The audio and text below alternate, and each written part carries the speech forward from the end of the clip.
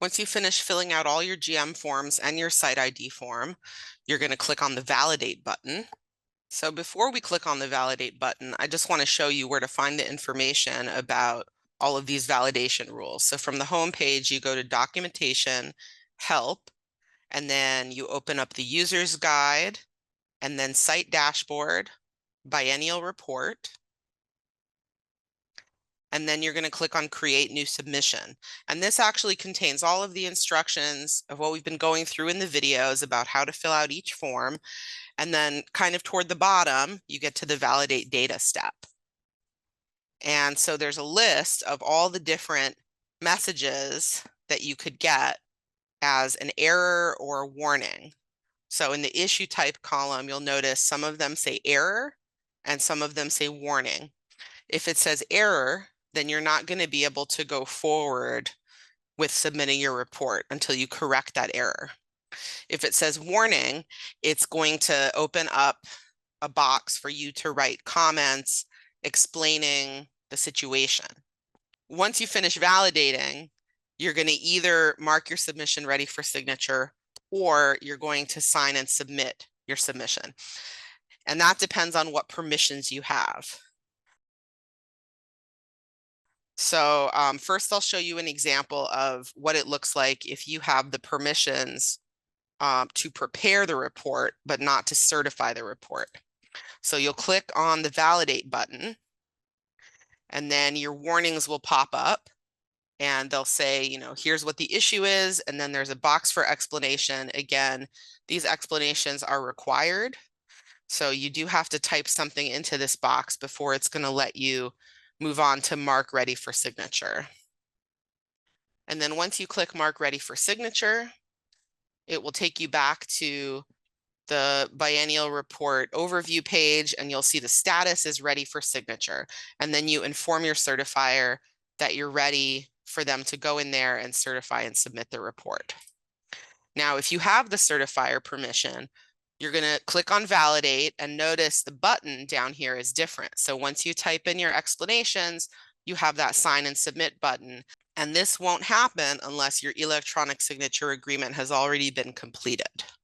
And I created a lot of issues here on purpose so that I could show you some examples of the types of issues that you might see. On the site ID form, I said that this site was a large quantity generator, but the amount of waste being reported is very small. And so it's saying that doesn't match. So I'll write an explanation for that.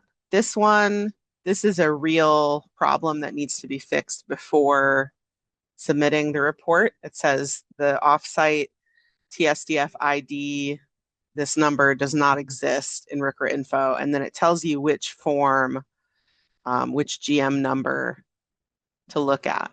And then it says the site name provided does not match the current site name.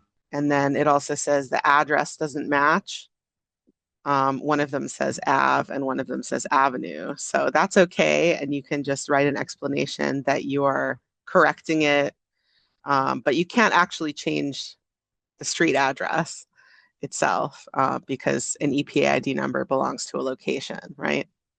And then here's another error that says the previous cycle biennial report for this site does not exist. And the explanation for that might be just the site was not a large quantity generator during the previous reporting year and did not need to submit a report.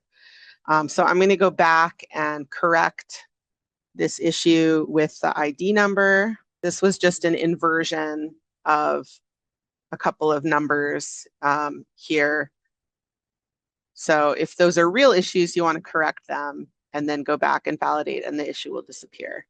So I'll just put in some explanations for these other issues.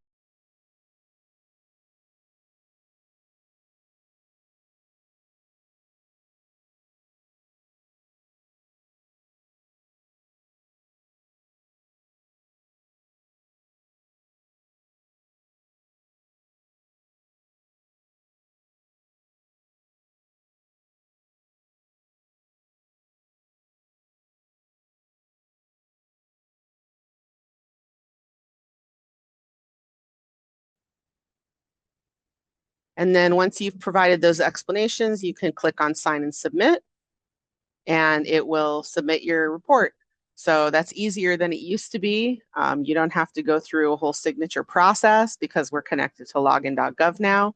And then you'll see the status change to submitted, and you're able to view the report and also to print it. This will just make a PDF, so you don't necessarily actually have to print it out. Now we've pretty much reached the end, so I'm just going to give you a few reminders and some resources. Okay, so here are some important reminders. Don't use Internet Explorer because it won't work. You need to include all of the waste that was generated, stored, shipped, and or managed on site during the reporting year. So again, that means you have 3 different sets of waste. You have waste generated the year before the reporting year and shipped during the reporting year. Waste that was both generated and shipped during the reporting year, and waste that was generated during the reporting year and shipped the following year. If you're reporting waste that was generated in the previous year and shipped during the reporting year, you're going to report the generated amount as 0 because it's 0 generated during the reporting year. And then you're going to report the shipped amount, like maybe 250 pounds shipped during the reporting year. If you put in a note to say this waste was generated in the previous year, that's really helpful because then I know you haven't made a mistake by mismatching those quantity numbers. If it says 0 generated, 250 shipped, or 50 generated, 300 shipped. And the same is true for waste that's generated during the reporting year, but shipped the following year. So you would report the amount generated during the reporting year, say 100 pounds, and then you report 0 shipped because you're reporting what was shipped during that reporting year. So there are some types of waste that you don't include in your report. So you're not going to include universal waste because it doesn't count towards your generator status. So it doesn't need to be reported on the biennial report. You also don't include episodic event waste that was managed in compliance with the episodic event standards. And you also don't include pharmaceuticals and electronic nicotine delivery system, or ENDS waste, that was managed in compliance with subpart P. One GM form means one waste stream. It's one description, one source code, one form code. If any of the codes are different, then it's going to be a separate waste stream on a separate GM form. On the site ID form, make sure that you provide the current generator status as of the date of the report submission. And for more detailed guidance, I've compiled this website with the links to the instructions. There are also some trainings about how to set up your account in the RCRA Info Industry app and how to use the app. They actually have a course on how to complete the biennial report in the app. So if you feel like you'd still like a little bit more review, or if you want to get it in a different format, you can go and register for an account in Learning Zen and watch their course on how to do it. These are some links showing the National Biennial Report data and visualizations that I started out with. If you want to explore a little bit more of the data that's out there from previous reporting years and see how it's going to look once your data is compiled into the National Biennial Report. And if you have any questions or you need help filling out your report, please give me a call or send me an email. I'm very happy to help you.